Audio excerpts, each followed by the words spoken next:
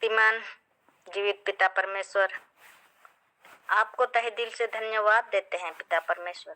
पिता परमेश्वर, आज दिन भर की भगदौड़ में पिता परमेश्वर, हर एक कामों में, हर एक यात्रा में पिता परमेश्वर, आपने हम सबों के संग साथ रहे हैं पिता परमेश्वर। पिता परमेश्वर, इसके लिए आपको धन्यवाद देते हैं पिता परमेश्वर। पिता परमेश्वर, अभी इस मीटिंग के लिए पिता परमेश्वर आपको धन्यवाद देते हैं पिता परमेश्वर। आपके जीवित वचन को जानने, सीखने और पिता परमेश्वर आपके निकट आने के लिए ये इंटरनेट के जरिए में पिता परमेश्वर ये आपने व्यवस्था किया है पिता परमेश्वर। आपकी इच्छा है पिता परमेश्वर, आपके बिना हम सब अधूरे हैं पिता परमेश्वर। आपने ये योजना बनाई है और हम सबों को आशीषित किए हैं पिता परमेश्वर। यहाँ इकट्ठा होकर के पिता परमेश्वर हम सब वचन की मनन अध्ययन करते हैं पिता परमेश्वर और जीवित वचन की गहराई को जानते हैं। जानने के लिए पिता परमेश्वर आपके निकट आते हैं। सबों को नाम बाय नाम आपके हाथों में सौंपते हैं पिता परमेश्वर। आप सबों को आशीषित कर पिता परमेश्वर। पिता परमेश्वर, विशेषकर पास्टर डेविड और सुनीता सिस्टर को आपके हाथों में सौंपते हैं पिता परमेश्वर। उन दोनों जो इस मीटिंग को अगुवाई करते हैं पिता परमेश्वर, आप अपना पवित्र आत्मा दे पिता परमेश्वर, ताकि पवित्र आत्मा की अगुवाई से पिता परमेश्वर हम सबों को वचन की गहराई तक ले जाने पाए पिता परमेश्वर। और हम सब वचन की एक एक अनमोल मोती को लेने पाए पिता परमेश्वर। और हम सब अपना हृदय में वचन की छाप होने पाए पिता परमेश्वर। पिता परमेश्वर, हम सब जानते हैं पिता परमेश्वर, आप एक एक जन को आप अपने हथेली में हम सब का नाम को लिख डाले हैं पिता परमेश्वर। आप हम सब के चरवाहे हैं पिता परमेश्वर। पिता परमेश्वर, आपको धन्यवाद देते हैं इस मौके के लिए पिता परमेश्वर। आपने हम सबों को इस सुंदर सा मौका दिए हैं पिता परमेश्वर, आपकी आराधना स्तुति के लिए पिता परमेश्वर। शुरू से अंत तक का मीटिंग को आपके हाथों में सौंपते हैं पिता परमेश्वर। आप अपने नियंत्रण में रखें और चलाएं। छोटी सी विनती प्रार्थना जीवित यीशु मसीह के नाम से मांगते हैं, दया से सुन एवं ग्रहण कर, आमीन।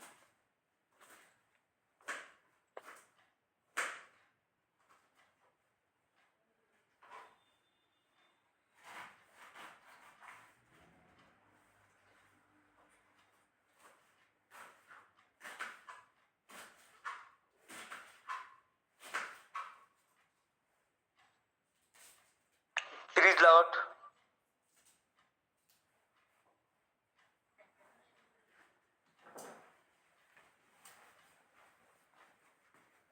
छोटी सी आराधना गीत सुनाते हैं।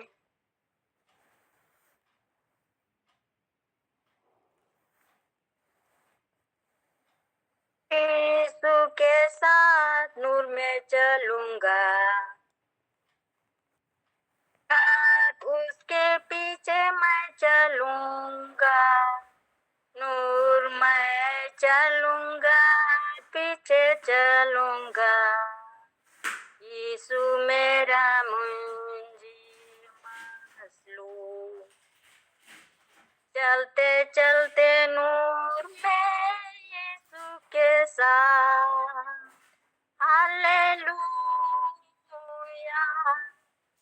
चलते चलते थामते यीशु के हाथ। नूर में मैं रहूंगा, फतह पाऊंगा। मैं नूर में चलता चलूंगा, मैं यीशु के साथ नूर में चलूंगा। ओ अंधेरी रात में ना डरूंगा, पैर उठाऊंगा, दिल से गाऊंगा। यीशु मेरा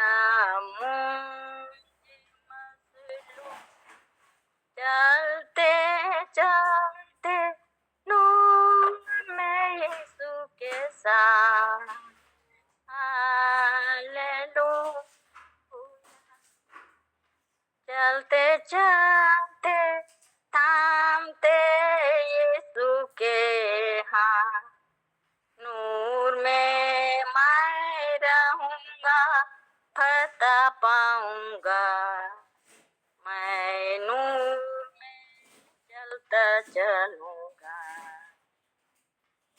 आमीन।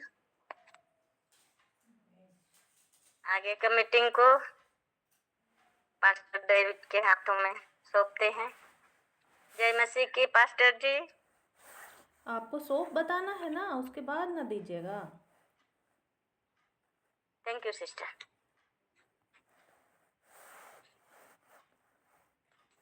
आइए हम सब छोटे से वचन से मनन करेंगे। हम लोग देखेंगे पवित्र बाइबल से, भजन संहिता की पुस्तक से, पुराने नियम से।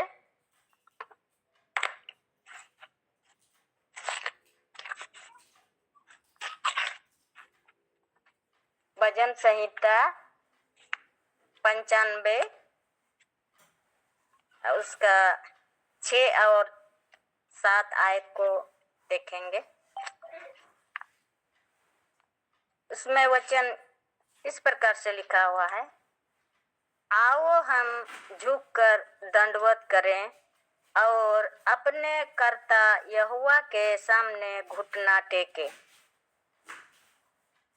क्योंकि वही हमारा परमेश्वर है और हम उसकी चराई की प्रजा और उसके हाथ की भेड़ें हैं। भला होता कि आज तुम उसकी बात सुनते। भजन संहिता 95 6 और 7 आयत से हम सब वचन ये बताती है कि परमेश्वर की आराधना और सम्मान के लिए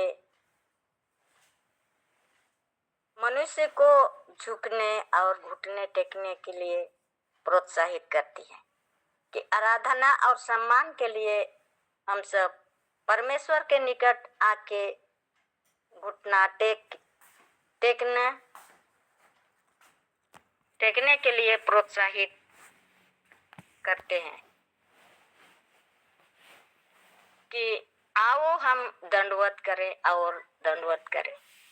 दंडवत करने के लिए यहाँ वचन हम सबको बता रहे हैं कि परमेश्वर के निकट आके दंडवत करें और हम अपने सृजनहार यहोवा के सामने घुटना टेके।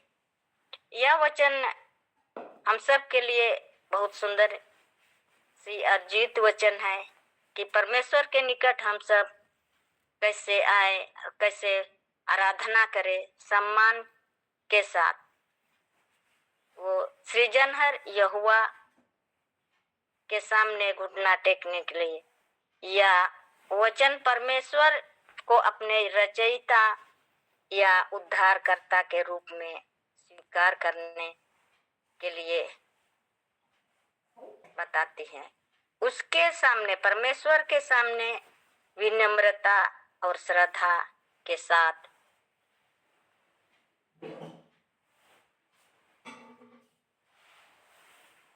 आने के लिए आह्वान करती है, जो उसकी महानता और प्रभुता का ये एक प्रतीक है।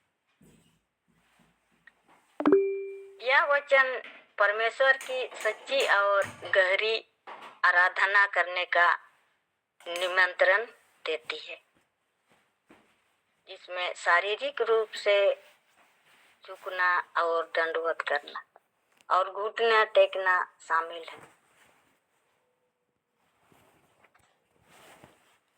जो श्रद्धा और अधीनता दर्शाता है। यहाँ पिता परमेश्वर हम सबों के रचयिता है, इसीलिए उसका सम्मान करना। यह वचन हमें याद दिलाती है कि यहोवा हमारा सृजनहार है और हमें उसके सामने झुकना चाहिए, क्योंकि वही हमारा जीवित परमेश्वर है और चरवाहा है। एप्लीकेशन में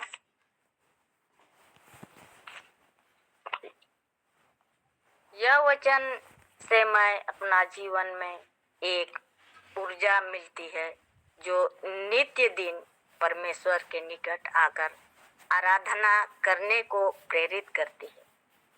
और मैं अपना घुटना टेक कर परमेश्वर से विनती करती हूँ और परमेश्वर, जीवित परमेश्वर, हाँ और आमीन में उत्तर देती है। मुझे पवित्र आत्मा पर और जीवित परमेश्वर पर विश्वास रखती हूँ। मैं इतना ही वचन से बताने लग रही हूँ। तो अंत में छोटी सी प्रार्थना करते हैं।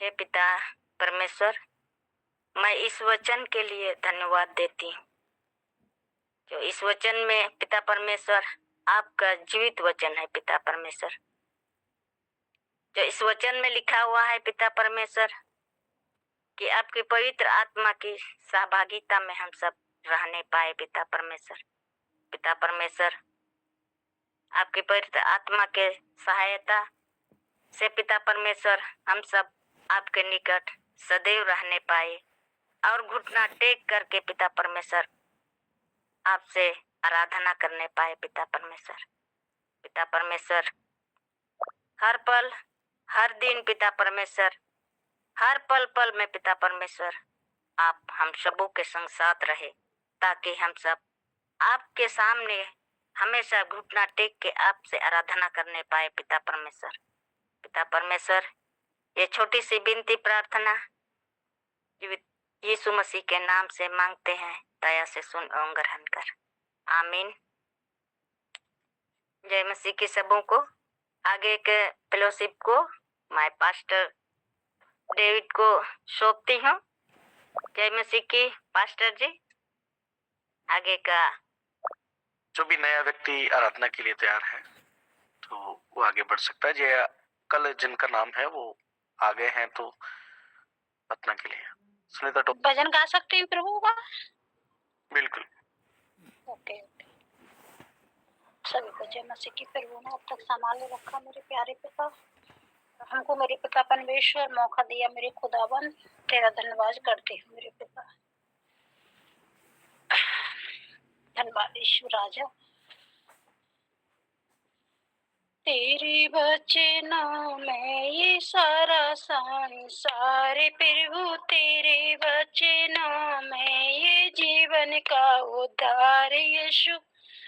तेरे वचनों में, तेरे वचनों में यीशु, तेरे वचनों ये जीवन का उद्धार यीशु। तेरे वचनों में जीवन का उद्धार यीशु। तेरे वचनों जो तेरे पीछे लंगड़ा वो भागा यीशु, जो तेरे पीछे अंधा जो भागा यीशु, देखा संसार यीशु। तेरे वचनों में वो देखे संसार सो, तेरे वचनों में ये जीवन का उद्धार यीशु। तेरे वचनों में ये सारा संसार यीशु। तेरे वचन ए तेरे द्वारे वो लंगड़ा जो बैठा यीशु, तेरे द्वारे वो लंगड़ा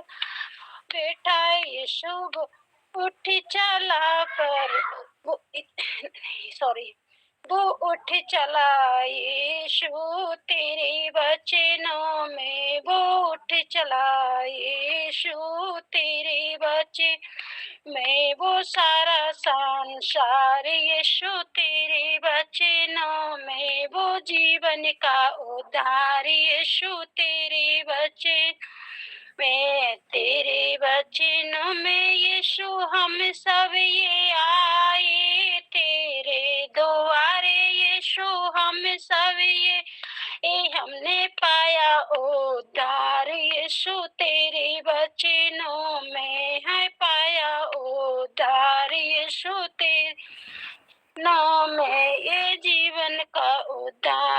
यीशु तेरे वचनों में वो सारा संसार, यीशु तेरे वचनों में।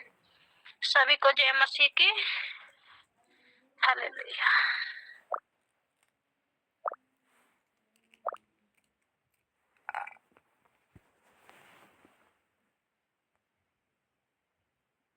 आज के सो प्रार्थना के लिए प्रभु जी, और आपने गीत गाने के लिए बहन को मदद किया, और लगातार परमेश्वर इस मंडली को तेरे हाथ में देते हैं। पिता परमेश्वर, कितने लोग दुख मुसीबत संकट में आकर प्रभु जी आज का दिन छोड़ गए, आपने जिंदगी जमीन पर रखा प्रभु जी, और हमें आशीष किया प्रभु जी, और हम लगातार तेरे राज्य की बढ़ोतरी करने पाए। पिता परमेश्वर, इस समय को प्रभु जी हम तेरे हाथ में देते हैं। पिता परमेश्वर, आप हमारी अगुवाई करें परमेश्वर। ओ पिता परमेश्वर, हम आपका शुक्र करते हैं प्रभु जी, धन्यवाद करते हैं प्रभु जी, आपका पवित्र वचन, पवित्र कलाम प्रभु जी हमारे जीवन में अद्भुत काम करने वाला बने। कितने मोहताज, कितने गरीब, कितने असहाय हैं प्रभु जी, इस शाम के वक्त प्रभु जी उन्हें भोजन भी नसीब नहीं हुआ प्रभु जी, हम प्रार्थना करते हैं। कितने लोग नाश हो गए, छिन्न हो गए प्रभु जी, इस दुनिया से चले गए, मगर पिता परमेश्वर उनका धार नहीं हो पाया परमेश्वर। मगर मैं प्रार्थना करता हूँ अब कोई यहाँ से आगे जाए प्रभु, तेरे राज्य की बढ़ोतरी करते हुए जाए और तेरे राज्य में प्रभु जी प्रवेश करे। हालेलुया। रिगाना दरबा शमदरबा। पवित्र आत्मा, मैं घोषणा करता हूँ लाइव प्रार्थना के लिए परमेश्वर अभी इसी वक्त चंगाई होने पाए, एक एक जन प्रभु जी इस सभा में चंगा होने पाए प्रभु जी। हम धन्यवाद करते हैं, जहां भी परमेश्वर यीशु मसीह मंडी लगाते हैं वहां लोगों की भीड़ इकट्ठी हो जाती है परमेश्वर, वहां लोगों को चंगा करते हैं। इसी प्रकार 24 आवर घर की कलीसिया में आप सभी का स्वागत होते हुए परमेश्वर आपको चंगाई दे रहे हैं। हालेलुया। पवित्र आत्मा, आपकी बड़ी महिमा होने पाए। थैंक यू लॉर्ड जीसस, आपकी दया होने पाए। आप मेरी अगुवाई करें परमेश्वर, आप चलाएं, सहायता मदद करें प्रभु जी, मुख मेरा हो ओ पिता परमेश्वर। हालेलुया। और पिता परमेश्वर, वचन तेरे हो प्रभु। हालेलुया। तेरे राज्य की बढ़ोतरी हमारे मुखों से होती रहे। आमीन आमीन आमीन। सबको जय मसीह, सभी को सलाम, सभी को नमस्कार।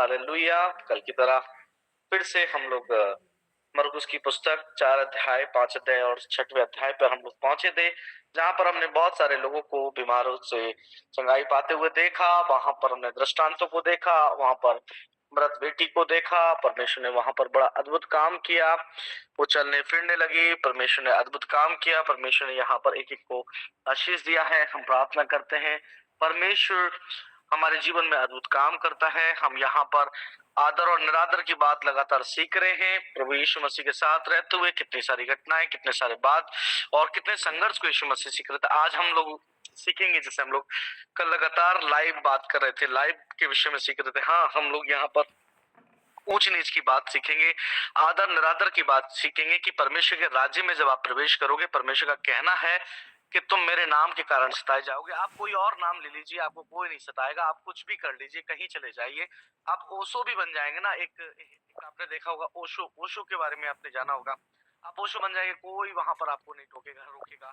वहां बहुत सारी ऐसी विचलित बातों को आप देखा जाएगा। मगर जब आप प्रभु यीशु मसीह का नाम लोगे ना, आप इस्कॉन टेम्पल चले जाएंगे, वहां आपको कोई नहीं रोकेगा। और आप कहीं भी चले जाएंगे, जो अदर जो आज नई नई चीजें चालू हुई हैं उनमें आप चले जाओगे, कोई आपको नहीं रोकेगा। मगर सनातन काल का परमेश्वर प्रभु यीशु मसीह की बात आप करेंगे तो आज देश में भूचाल मचा हुआ है कि यीशु मसीह को मानने वाले कितने सारे फॉलोवर हैं, कितने लोग हैं उसको मानते हैं। तो उसको फॉलो करने का मतलब है उसके साथ चलना, उसके पीछे चलना, उसके कार्यों को देखना और उसके कहे हुए पर चलना बहुत बड़ी कठिन बात होती है। तो यहाँ पर हम यीशु मसीह के नासरत में पहुंचते उस बात को देखते हैं, आदर निरादर की बात को हम जानते हैं। वहाँ उसके ही लोग बोल रहे कि ये तो छोरा वाको है, और वाकई छोरा में ऐसी बात कहाँ से आ गई। तो ये सब चीजें आप समझ रहे हैं कि जब हम अपने गांव क्षेत्र में जाते हैं तो उसी भाषा और उसी अवदत भाषा से आपसे बात की जाती है। मगर सच में आप सामर्थ्य हैं, आप परमेश्वर के लोग हैं, आप वाकई में अपने क्षेत्र में चंगाई सभा लगाएंगे और प्रार्थना करेंगे। मैं जानता हूँ आपको आदर नहीं मिलेगा, मगर उस आदर नहीं मिलेगा, मगर उस निरादर के साथ में भी आप बहुत सारी आत्माओं को यहाँ पर जीते हुए देखेंगे। यीशु मसीह उस जगह में जहाँ उस अलग अलग देशों में काम कर रहा था, और वहां जब वो पहुंचा तो उसने देखा कि उसका आदर नहीं हो पा रहा है, निरादर हो रहा है। तो यहाँ आज हम देखते हैं कि हमने 5 अध्याय और 4 अध्याय से जो बातें सीखी हैं, तो आज हम उनको आगे क्लियर कर लेते हैं, फिर उसके बाद में हम आगे बढ़ना चाहेंगे। जैसे सवाल थे कल हमारे पास में, बहुत सारे सवाल हमारे पास में 4-5 सवाल थे। एक दो लोगों ने बोले थे, उन सवालों का आंसर यहाँ हम लोग देखते हैं। आज भी कोई आपके पास में 4 अध्याय या 5 अध्याय या 3 अध्याय या 2 अध्याय या 1 अध्याय में आपके पास में कोई सवाल है उसको पूछ सकते हैं, क्योंकि आगे बढ़ता हुआ समय को हम लोग देखते हैं कि आगे नासरत के इशू के बारे में जानेंगे कि नासरत का इशू क्या है और कैसे उसका जीवन रहा, किसका वो बच्चा है, किसका क्या है, कुछ बातों को हम देखेंगे और अपने क्षेत्र में कैसे वो आदर पा रहे हैं, ये बातों को हम देख रहे हैं। तो मेरे साथ में 4 अध्याय और 5 अध्याय से कोई भी किसी का सवाल है तो बोल सकते हैं, उसके बाद में हम आगे बढ़ेंगे। ओके, और कोई भी लेफ्ट नहीं होगा और आत्माओं को बचाने का प्रयास करें। आप सबों से मेरा निवेदन है, और जितने भी लोग नए जुड़ रहे हैं, मैं लास्ट के समय में या आपसे नहीं बोलूंगा, जितने भी लोग जुड़ रहे हैं, देखिए जैसे हम लोग यहाँ उस समय में फर्शी अलग अलग करके एक समुदाय को हम लोग देख सकते हैं वहां पर। तो एक समुदाय के विषय में है, फरीसी अलग हैं, सदूकी अलग हैं, यूनानी अलग हैं, यहूदी अलग हैं, ऐसे करके अलग अलग पार्ट में बटे हुए लोग हैं। तो उनके अलग अलग फरीसी जैसे अपने आप को बहुत ज्यादा परमेश्वर के साथ निकट समझने वाले, और जैसे कलाम को गहराई से देखने वाले, मैं ऐसा सोचता हूँ यहाँ पर, जो बहुत सारे नियम कानून पर चलते थे और वो हमेशा सप्त के विषय में बात करते, ये सप्त में ऐसे क्यों करता है, ऐसे विचार करते थे। ज्यादा मैं उसको क्लियर तो नहीं कर पाऊंगा। मैं जो बता पा रहा हूँ कि फरीसी उस तरीके के लोग थे कि जैसे पुराने नियम को बहुत अच्छे से वो पढ़ते थे, पुराने चलने वाले, उनके नियम फॉलो करने वाले लोग थे, ऐसा मैं बोल पाऊंगा। तो मेरा रिप्लाई आपको क्या समझ में, या तो किसी के पास में भी इसका आंसर है वो भी दे सकता है, मगर मैं यहाँ पर ऐसा उसको देख पा रहा हूँ, मेरे को जो लगता है। बाकी इसको पूरा गहन करके हम लोग आगे बता सकते हैं। बोलिएगा। थैंक यू पास्टर जी।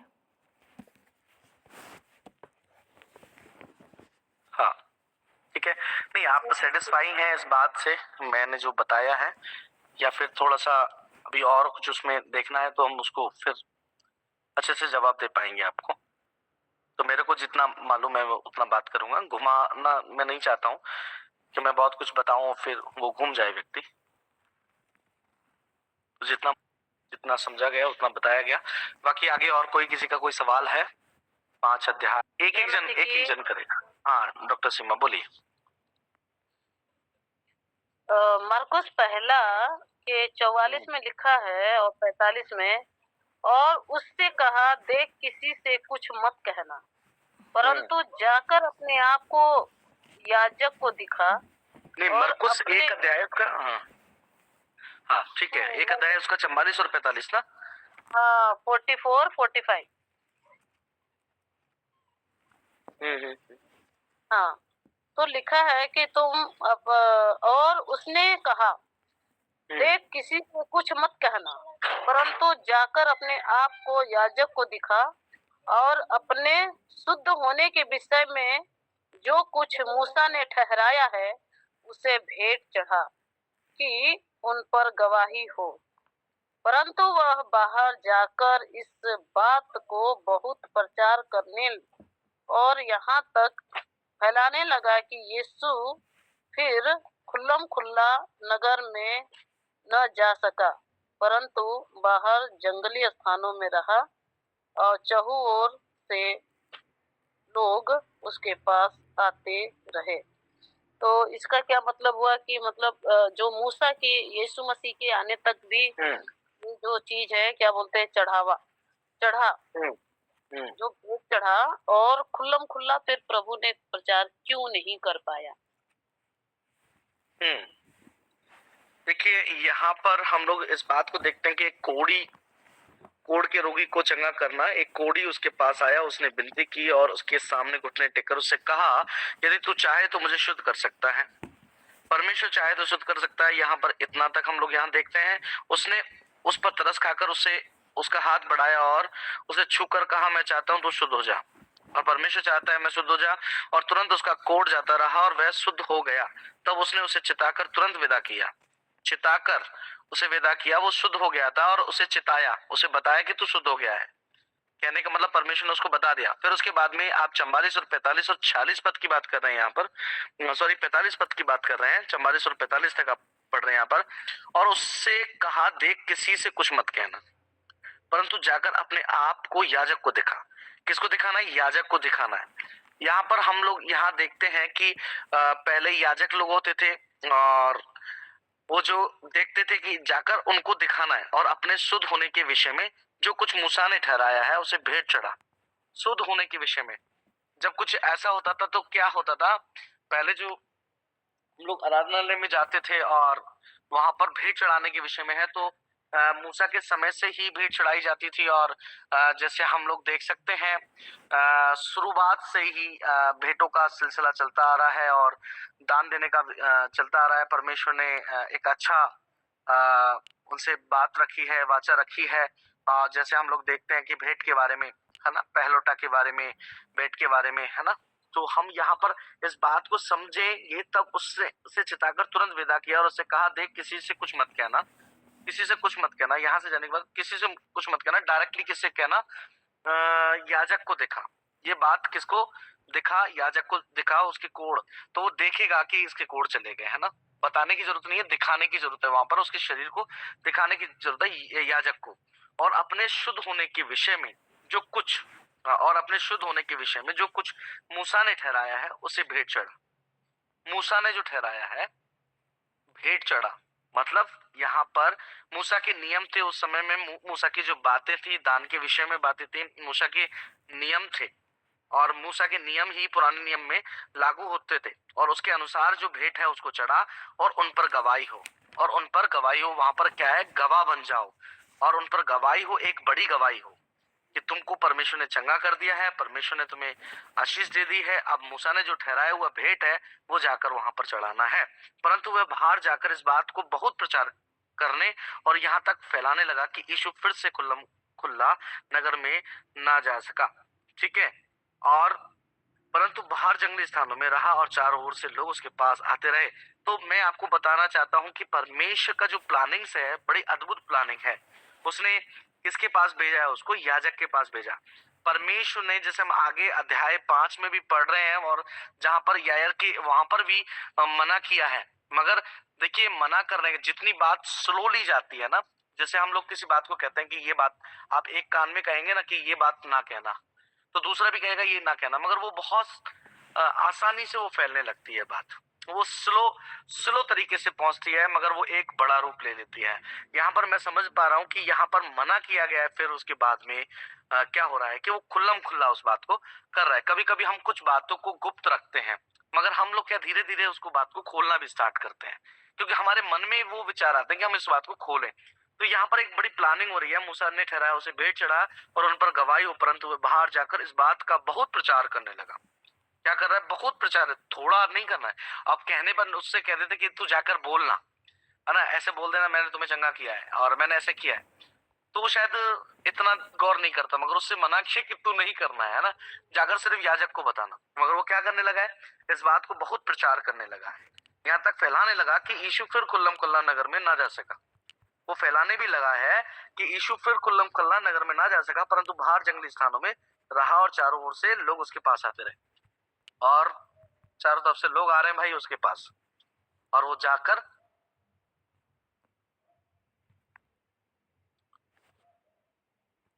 हाँ पंकज भाई थोड़ा सा बड़ा साइज करें इसको, छोटा साइज है बहुत और नहीं देख पा रहे हैं लोग भी। तो यहाँ पर ना जा सका परंतु बाहर जंगली स्थानों में रहा और चारों ओर से लोग उसके पास आते रहे। तो आप समझ पाए मैंने जो आपको बताया है? कितने लोग समझ पाए हैं? डॉक्टर सीमा आप समझ गए इसका कहने का क्या मतलब है? परमेश्वर कुछ बातों को इस तरीके से प्रस्तुत करता है कि पमाड़ा भी ना हो और काम भी हो जाए। कभी कभी ज्यादा हल्ला करने से ना क्या होता है, काम नहीं बनते, मगर जब हम लोग प्लानिंग के साथ में करते हैं तो बड़ा काम होता है। हालेलुया, धीरे धीरे जाना है ना। तो जब आप चमत्कार होते जाएंगे तो क्या होगा, अपना आप पता चल जाएगा। मगर हम अपने मुंह से कहेंगे ना उस बात को तो थोड़ा सा वो है। तो हमने एक व्यक्ति को बोला, किसको बोला? याजक को बोला, बड़े व्यक्ति को बोला, तो बड़ा व्यक्ति तो ढंडोरा पीट ही देगा। मंत्री के पास पहुंच जाओ तो खबर पूरे शहर में पहुंच जाएगी। तो हम इस बात को देख रहे हैं। तो डॉक्टर सीमा आप सेटिस्फाई हैं इस जवाब से मेरे से?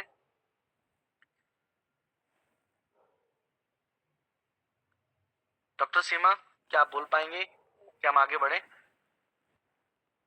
हाँ बढ़िए, लेकिन मतलब पूरी तरीके से नहीं है कि कि तो किस बात में आप संतुष्ट नहीं है, कौन सा पॉइंट आपको यहाँ पर समझ में नहीं आ रहा, वो मुझे बता दें। मुझे लगता है कि आपने बहुत 44 और 45 पढ़ा है, तो यहाँ पर क्या समझ में नहीं आ रहा वो मुझे बताएं आप।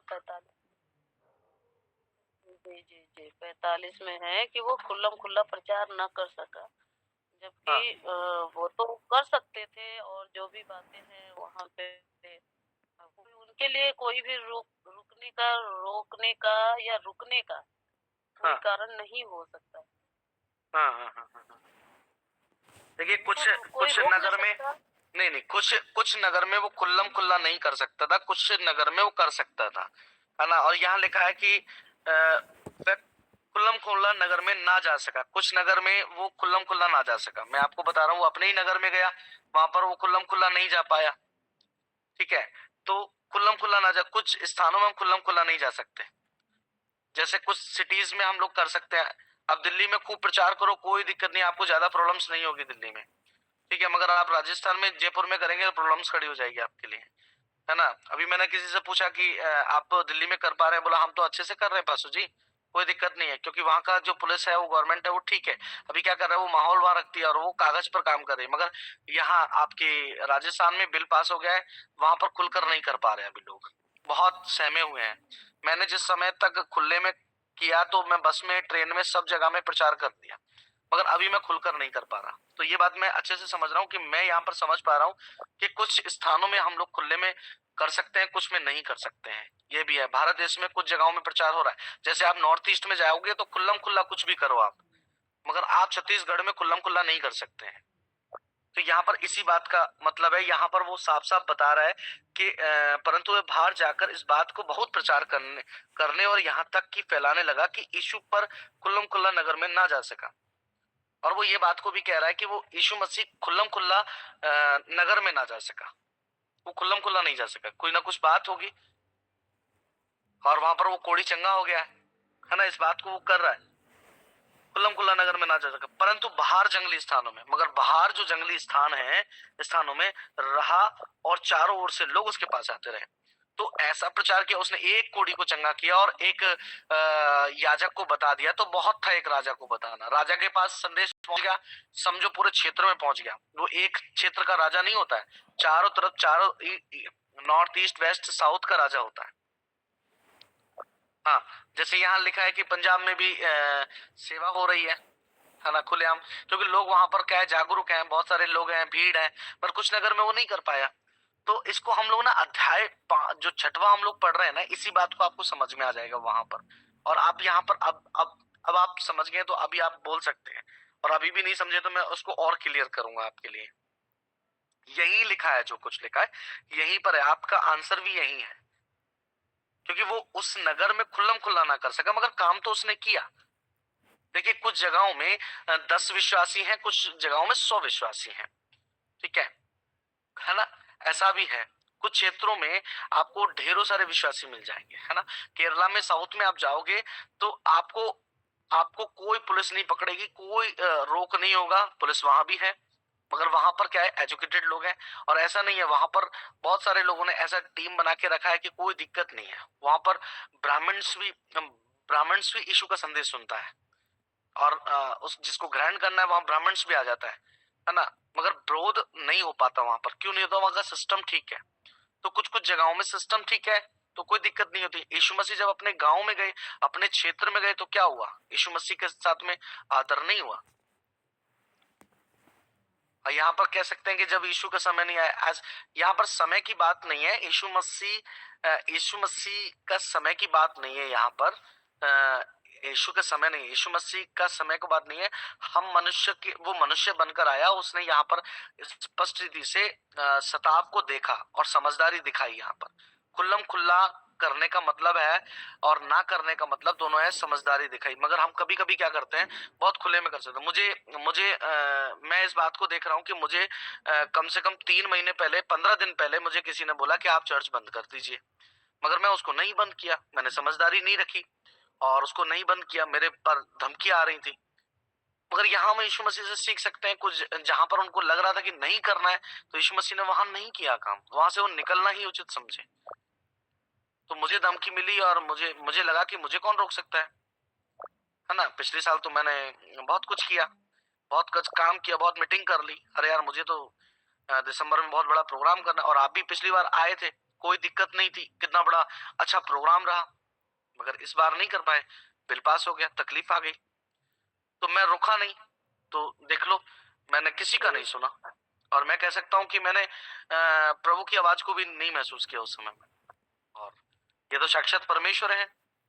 तो आपको जवाब मिल गया होगा, थोड़ा सा क्लियरेंस किया है मैंने, मेरी जो कोशिश हो सकती थी। बहुत अच्छा प्रयास रहा, बहुत अच्छा। लेकिन बस मुझे लगता है कि यहाँ पे हर चीज का वो अलग है, और जो भी है प्रभु जानता है। क्योंकि जब जंगलों में रह सकता है, जंगलों में भी उसे पकड़ सकते थे लोग, मना कर सकते थे। महायाजक जो है, याजक होता है, इतने बड़े लोगों के पास भेजता है, मगर जंगलों में जाके प्रचार करता है प्रभु। उसके तो भेद ही बहुत बड़े हैं पास्टर जी, और बहुत ही अद्भुत है। तो हम लोग हर भेद को तो नहीं जानते, लेकिन मुझे लग रहा था, इसलिए मैंने पूछा। और आपके कार्यों की तो बात ही अलग है, आपने बहुत तमाम नहीं नहीं, प्रचार मैं यहाँ पर अपने कार्यों के विषय की चर्चा नहीं कर रहा हूँ, ना प्रचार कर रहा हूँ, ना अपने आप को बड़ा कह रहा हूँ। मगर मैं यहाँ पर क्या कहना चाह रहा हूँ कि मेरा एक समय था कि मैंने खुल के किया, है ना। आज मैं नहीं कर पा रहा हूँ, आज मैं छुप कर काम कर रहा हूँ, मगर एक समय है। वो सबको पता है, वो सबको पता है। और जो आपने बताया, जैसे रांची, झारखंड या जहाँ भी, जहाँ था, वो अलग एक बात रखती है। मगर हाँ, ये सच है कि जगह जगह की बात है, हर जगह की अलग बात है। चलिए, थैंक यू, अच्छे प्रयास ओके के लिए बहुत बहुत बधाई हो, बहुत बहुत परमेश्वर आपको आशीष दे। Okay, thank you sister ji. Okay, ठीक है। और कोई किसी का सवाल है, क्योंकि यहाँ पर सवाल रहेंगे तो हम लोग उसको ठीक से करने के लिए तैयार हैं। तो वो देखो, तीसरे पद को 27 बताइएगा। कौन सा? मार्कुस रचित सुसमाचार, तीसरा पद, तीसरा अध्याय, तीसरा हाँ, अध्याय का 27 पद। 27 पद। ओके, बाल जबूल के विषय में बात कर रहे हैं यहाँ पर। तो यहाँ पर भी क्या है कि बहुत ज्यादा क्या है कि यहाँ पर बातचीत अलग तरीके से हो रही है। तो यहाँ पर लिखा है कि परंतु कोई मनुष्य किसी बलवंत के घर में घुसकर उसका माल नहीं लूट सकता। परंतु कोई मनुष्य किसी बलवंत के घर में घुसकर उसका माल नहीं लूटता। मगर साफ साफ है, देखो, पुलिस वालों के यहाँ ही चोरी हो जाए तो कैसे कह सकते हैं, वो पुलिस तो खुद ही पुलिस है, और उसके यहाँ पर चोरी कैसे हो सकती है। तो यहाँ पर मैं ऐसे समझता हूँ कि परंतु कोई मनुष्य किसी बलवंत के घर में घुसकर उसका माल नहीं लूट सकता, जब तक कि वह पहले उस बलवंत को भान ना ले। सच में उसको रोक ना दे, उसको भान ना ले, या उसको ऐसा ना कर दे, भान ना ले, तब तक वो उसे लूट नहीं था, और तब उसके घर को लूट लेगा, तभी लूट पाएगा। मगर बलवंत है, वहां पर ताकतवर व्यक्ति है, उसके घर में चोरी कैसे हो जाएगी, है ना। तो जब ताकतवर व्यक्ति है, उसके घर पे चोरी होना बड़ा मुश्किल है। जैसे पुलिस के घर में डाका डालना, है ना। अब थाने में ही चोरी हो जाए तो क्या कहेंगे, है ना। या तो पुलिस को ही भान के पटकना पड़ेगा, तभी उसके पुलिस में चोरी की जाएगी। तो इसका तो इतना ही मतलब मैं सोच पा रहा हूँ, बाकी तो आप समझदार है खुद। जी जी, लेकिन आजकल की दुनिया में अलग अलग है, बड़े बड़े लोगों के घर में भी चोरियां हो जाती हैं। नहीं नहीं, ऐसा नहीं, बलवंत अलग होता है, बड़ा घर अलग होता है। बड़ा घर अलग चीज होता है, बलवंत से बल है, ताकत है, शक्ति, सामर्थ है, लेकिन हाँ। होता है जो भी है। देखो, चोरी अलग चीज है, चोरी अलग चीज है, लूट अलग चीज है। लूट में और चोरी में बहुत अंतर होता है। चोरी की जाती है पीछे से, और लूट की जाती है सामने से। ठीक है। जब हम लोगों ने अपहरण किया था, आज से मैं आपको बताना चाहता हूँ, 2007 में मेरे पे 2006 में 7 में मेरे पे अपहरण लगा था, और मेरे पे बैंक रॉबरी लगा था। मैं बताना चाहता हूँ, प्रभु का धन्यवाद करता हूँ कि सबसे बड़ा एग्जाम्पल तो मैं ही हूँ। तो हमने क्या किया, चोरी नहीं की थी उस समय, हमने लूट की थी। बैंक में जाकर हमने लूटा था और अपहरण किया था, और हमने वहां से व्यक्ति उठाया था। ठीक है, उसको 3 दिन हमने एक स्थान में रखा था। मैं यहाँ पर सबको बताना चाहता हूँ। तो वो लूट अलग चीज होती है। चोरी होती है कि चोरी पता ही नहीं है, बंदा चोरी करके चला गया, है ना। लूट तो वो होती है सामने वाला भी दमदार व्यक्ति है, और उसको जाके उठा के लेके आओ। तो एक एग्जाम्पल है भाई, अभी मैं कोई लुटेरा नहीं हूँ, अभी मैं प्रभु यीशु मसीह का बच्चा हूँ, मुझे परमेश्वर ने बदल दिया। तो मैं एक एग्जाम्पल रूप में बताऊं, लूट अलग है, चोरी अलग चीज है। परंतु कोई मनुष्य किसी बलवंत के घर में घुसकर उसका माल नहीं लूट सकता, जब तक कि वह पहले उस बलवंत को भान ना ले। ताकतवर व्यक्ति के सामने कोई कैसे लूट लेगा बताओ? अब मेरे से कोई जल्दी से मेरा पैसा नहीं छुड़ा सकता ना, क्योंकि 2-4 को तो मैं मार सकता हूँ, हाँ 10-20 को तो नहीं मार सकता, मगर 2 को तो मैं मार लूंगा, क्योंकि मैं सोचता हूँ कि मैं बहुत ताकतवर हूँ, है ना? दिखा दूंगा। अब एक बंदूक मेरे पास है, अब 10 बंदूक मेरे सामने आ जाएंगी, क्योंकि मुझे तो 10 बंदूक बांध लेंगी, एक आध को तो मैं छोड़ूंगा ही नहीं। तो यही है इसका मतलब। तो चोरी और लूट में बहुत अंतर है, ठीक है? ओके डॉक्टर सीमा, सेटिस्फाई हैं आप ओके इस बात से? ओके। ठीक है, थैंक यू दीदी। और कोई?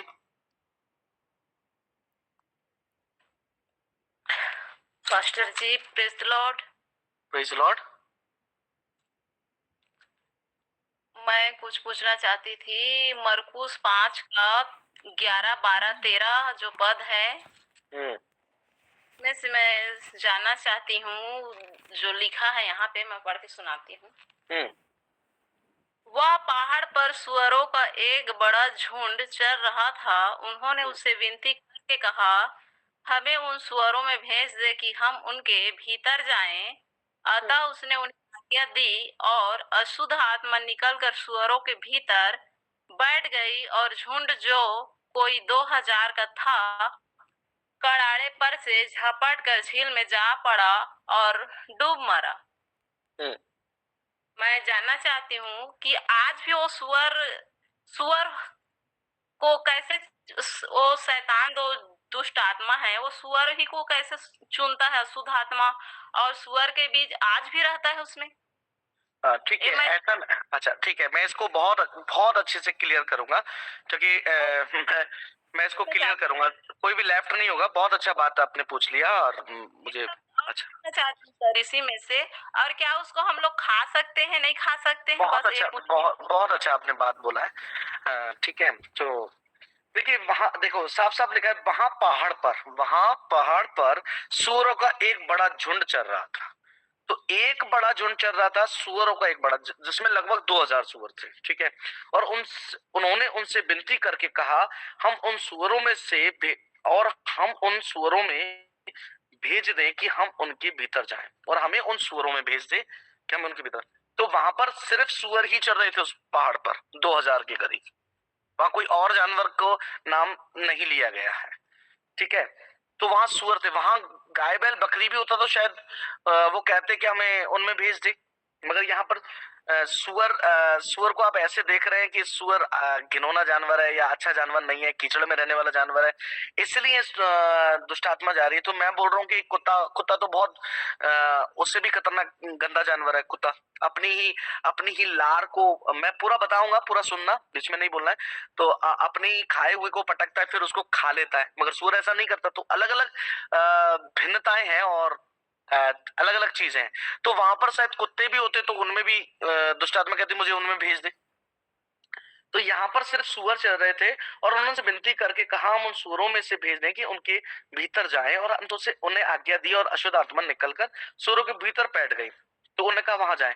और ये ऐसे नहीं हो रहा है। देखिए दुष्ट आत्मा बहुत बड़ी बेवकूफ है ना? बहुत बड़ी बेवकूफ दुष्ट आत्मा है। अब वो दुष्ट आत्मा चालाक नहीं है, पता है? और परमेश्वर बड़ा महान ज्ञानी अद्भुत सर्वशक्तिमान सर्वव्यापी परमेश्वर है।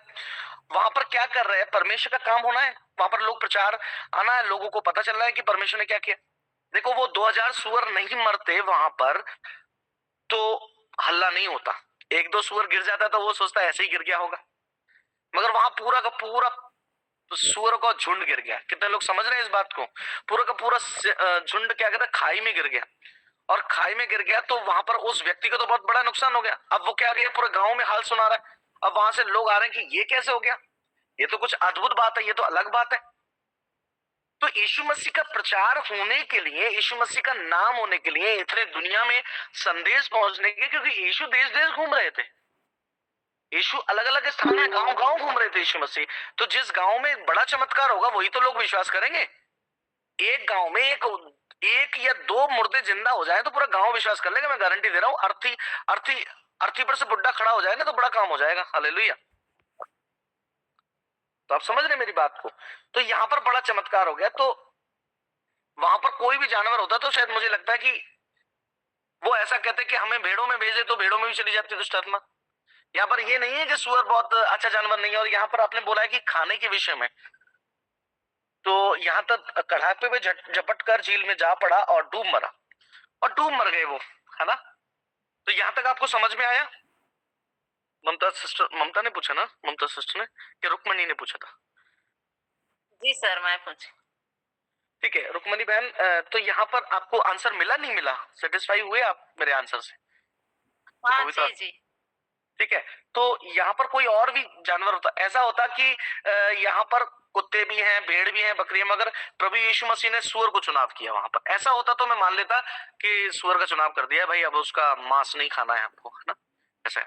देखो बहुत सारे देशों में, बहुत सारे समुदाय में, बहुत सारे जाति में, बहुत सारे आदिवासी समुदाय में, बहुत सारे लोगों में जाकर सूअर का मांस खाया जाता है, राइट। तो यहाँ पर पुराना नियम में, व्यवस्था विवरण में हम कुछ बातों को देखेंगे, तो वहां पर पुराने नियम में ऐसा बात को कहा है कि उसकी लोथ को भी ना छूना, उसको खाना नहीं, वो अशुद्ध आत्मा है। तो सॉरी अशुद्ध आत्मा नहीं, मतलब वो अच्छा नहीं है, ऐसा वहां पर कहा है। और उसकी लोथ को भी मत छूना, है ना। ऊंट को खाने के लिए भी मना किया है वहां पर, है ना। और जो पागुर नहीं करता उसको नहीं खाना चाहिए, जिसके पैर खुरे खुरे उसके जिसके खुर चिरे ना हो, उनको नहीं खाना चाहिए, है ना। और जो ज्वाली नहीं करता है ना, तो सुअर ज्वाली नहीं करता है, ज्वाली के विषय में था, ज्वाली नहीं करता है, उसको नहीं खाना है, ऐसा लिखा है वहां पर। मगर जब हम देखते हैं पुराना नियम और नया नियम, जहां पर कुछ बात को हम देखते हैं कि यीशु मसीह खाने और ना खाने के विषय में साफ साफ एक शब्द को कहता है, जो तुम खाते हो वो तुम्हारे अंदर जाता है और वो संडास से बाहर हो जाता है, ठीक है। मगर जो अंदर से बाहर आता है, ठीक है, जो अंदर से बाहर आता है वो जो तुमको अशुद्ध करता है, ठीक है। मैं तो सोच रहा हूं कि सुअर से ज्यादा तो कुत्ता अशुद्ध है, क्योंकि वो जो खाता है ना, उसको पेट में ले लेता है, फिर उसको झटकता है, फिर उसको खा जाता है। कितने लोग जानते हैं इस बात को? कुत्ता अपनी चाटो ये चीज को खा जाता है। कितने लोग हाथ खड़ा करेंगे इस बात को? तो मैं तो उसको ज्यादा बुरा मानता हूं मेरे मुताबिक। मगर आप नॉर्थ ईस्ट में चले जाओगे, नागालैंड में चले जाओगे, जहां पर 80%, 90% और 100% आबादी ईसाइयों की पाई जाती है, वहां पर सबसे ज्यादा कुत्ता खाया जाता है। कितने लोग मेरी बात को सहमत है इस बात से? और नॉर्थ ईस्ट में, और ऐसा नहीं है, वहां भी मैंने भी कम से कम बहुत समय गुजारा है वहां पर, काफी बार, 2-3 बार प्रभु मुझे लेके गया है ना।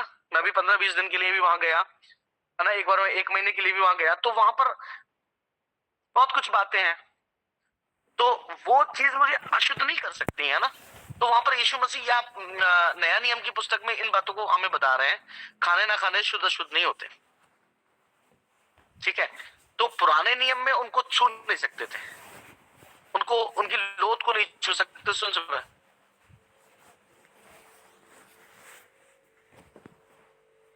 क्या लिखा है, किसने कुछ बोला है?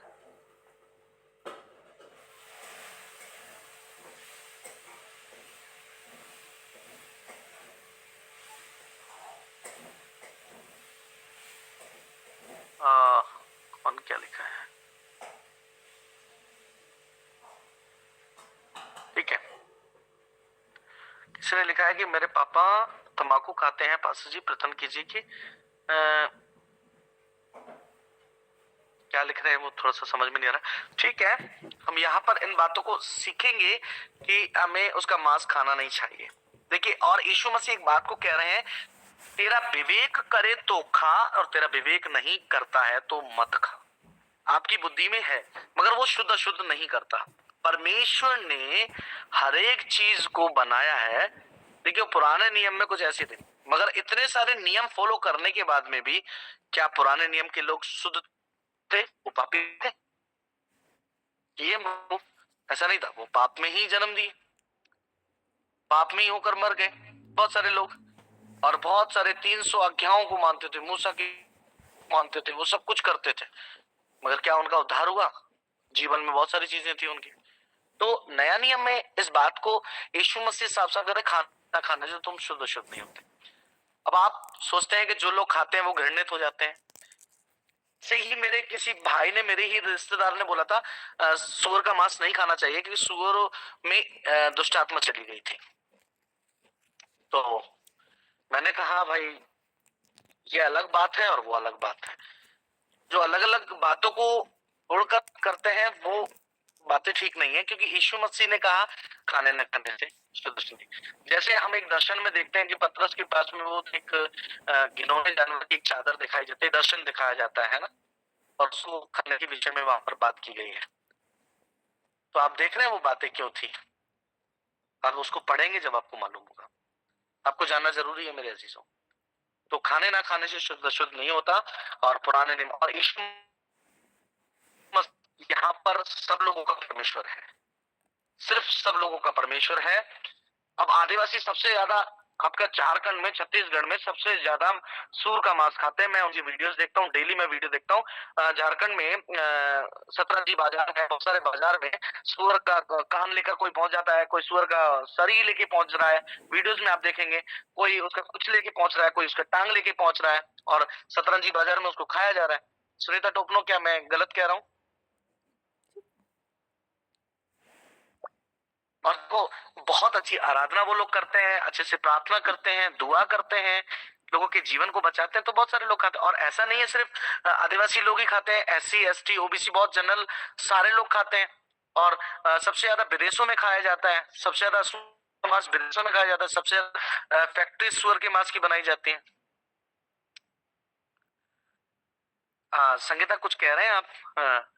संगीता टोपनो कुछ कह रहे हैं आप? आपने नहीं लिखा है ऐसा कुछ बोल रहे हैं, कुछ बोलना चाह रहे हैं? क्योंकि ये एक बड़ा टॉपिक है, ये छोटा टॉपिक नहीं है। बहन ने जो पूछा है इसको मैं क्लियर ही करके रहूंगा, क्योंकि ये इसमें कभी कभी हम लोग ना ठोकर का कारण हो जाते हैं। कभी कभी लोगों के यहाँ प्रचार करने नहीं पहुंचते हैं, कभी कभी हम लोगों के यहाँ बर्तनों में पानी नहीं पीते हैं, है ना। कल एक बहन मिली जिसके लिए मैं हाँ बोलिए बोलिए। बोल जो आप बोल रहे थे ना सतरंजी बाजार, तो वही हम बोले कि वहां पे तो खुलेआम दिखता है ब्रदर, सतरंजी बाजार। हाँ तो वो बिकता है ना, तो वहां पर खुले में हाँ तो वहां खुले में बिक रहा है। हाँ दिख रहा है, और लोग वहाँ पे खरीद के फिर दे रहे हैं बनाने के लिए। अरे बहुत बनाते हैं वहाँ, बहुत खाते हैं। और मैं यहाँ पर आपको बताना चाहता हूँ कि सभी लोग ऐसा नहीं है कि वो सभी लोग खाने वाले हैं। वहां मैंने कुछ लोगों को ऐसा देखा जो बनाने वाले वो खुद नहीं खाते। देखिए यहाँ पर प्रभु यीशु का वचन इस बात को कह रहा है कि तेरा विवेक करे तो खा, और तेरा विवेक बुद्धि ना करे तो मत खा। मगर दूसरे के ठेस का कारण ना हो। कभी कभी हम लोग क्या है, लोगों के सामने बहुत कुछ खाना चालू कर देते हैं। पहले मैं बहुत कुछ खा लेता था लोगों के सामने, मगर मैंने अपने जीवन में सुधार किया। नहीं, लोगों को दिखा के खाने का जरूरत ही नहीं है। मैं जो कुछ खाता हूँ वो मेरे लिए खाता हूँ, ठीक है। दूसरों को दिखा के खाऊंगा तो लोगों को लगेगा अरे ये तो वो ठेस का कारण हो जाएगा। उसको प्रचार सुना रहे हो और उसको उससे नफरत। आप पंडित जी के घर पे आप जाओगे, एक चुटिया वाले के व्यक्ति के घर पे जाओगे, और उसके यहाँ पर आप तो ये तो सुअर के मांस की बात हो रही है, आप तो मैं बोल रहा हूँ कि मुर्गी का पर भी ले गए तो पंडित जी कभी विश्वास में ही नहीं आएंगे। कितने लोग सहमत है इस बात से? ये तो सुअर के मांस की बात हो रही है, एक मुर्गी का पंख ले गए ना आप, तो पंडित जी तो विश्वास ही नहीं आएंगे, दोहरे नहीं खड़े होने देंगे। बोला भैया कहाँ से आए हो, तो आपको बैठने ही नहीं देंगे वो लोग। तो वहां पर हमें समझदारी करनी है। वहां पर हम लोगों को जैसे बहुत सारे लोगों के यहाँ जाता हूँ और मैं कहता हूँ भैया मैं तो बहुत शुद्ध शाकाहारी हूँ, मैं तो साग पात खाता हूँ। अब मैं सरासर झूठ बोल रहा हूँ यहाँ पर। मुझे जब कुछ पूछने की बात आ जाती है तो मुझे बताना पड़ता है, तो सर मैं नहीं चीज खाने की नहीं, ऐसे करके मैं बोलता हूँ उनके लिए। और तो मैंने बोला सर आप अपना काम को कीजिए, मैं सरासर ऐसे झूठ में मुझे पाप नहीं लगेगा। जैसे पौलुस जाकर यहूदियों में यहूदी हो जाते हैं, यूनानी में यूनानी हो जाते हैं। जब पतरस खटीक के यहाँ गया, चमड़े का काम देख लिया, फड़फड़ आ गया तो काम रुक गया। तो बात को समझे। तो इस बात को हमें समझना है कि हमें उन लोगों में जाकर उन जैसा बन जाना है। उनको पता ही नहीं चले हम क्या खाते हैं क्या नहीं खाते हैं, बताने की जरूरत ही नहीं है। और जब वो प्रभु यीशु में आ जाएंगे तो कोई दिक्कत नहीं है। तो आप सब मेरी बात से सहमत है? तो और कुछ आज सवाल सेशन ही रहा। सुनीता टोपनो, आज वचन नहीं आगे बढ़ा पर ये सवाल सेशन ही ठीक रहा, तो क्या कहेंगे आप? ठीक है। क्या आपका सहमति हमें? हाँ ठीक है, इसको और 2-4 मिनट कर सकते हैं, पूछ लें इन लोगों से। कोई बैक तो नहीं होगा? लेफ्ट होना चालू हो जाएगा 9 बजे, तो लेफ्ट नहीं होंगे। कुछ और सवाल किसी का है तो क्लियर। तो रुक्मणी बहन, सुअर के मांस से नो प्रॉब्लम, टेंशन मत लीजिए। और आप नहीं खाते हैं तो मत खाइए, और जो खाता है तो उसको खाने दीजिए, उसको रोकिए भी मत, है ना।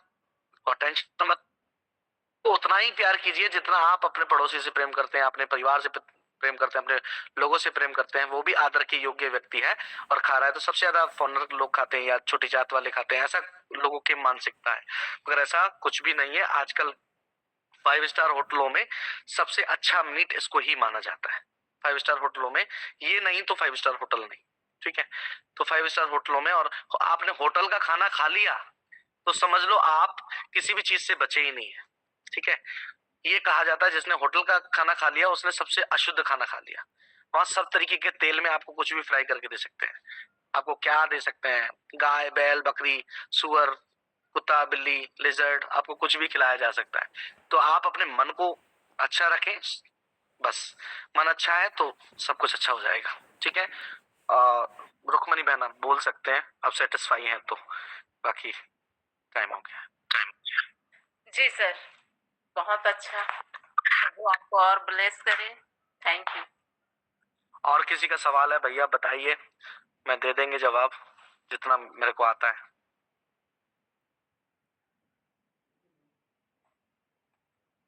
जय मसीह की पास्टर जी। जय मसीह की भैया। पास्टर जी, ये थोड़ा मेरे पच नहीं रहा। आपने बोला ऐसे शुगर के बारे में, तो ओल्ड टेस्टामेंट में मना किया गया है खाने के लिए, और जबकि यीशु मसीह कहते हैं कि मैं व्यवस्था मिटाने नहीं व्यवस्था पूरी करने आया हूँ, तो थोड़ा हजम नहीं हो रहा वो।